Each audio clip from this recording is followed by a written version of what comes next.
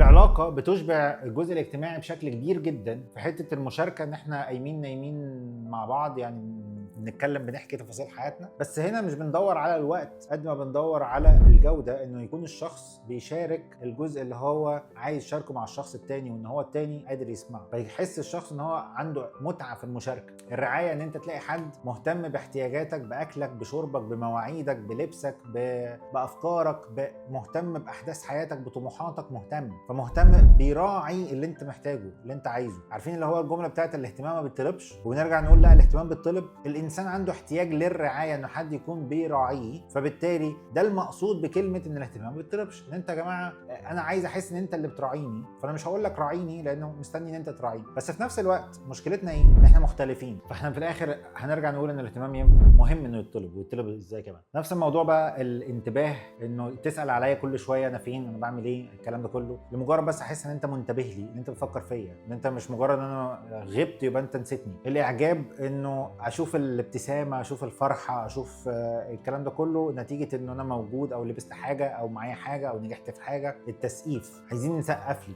سقف لي لو سمحت.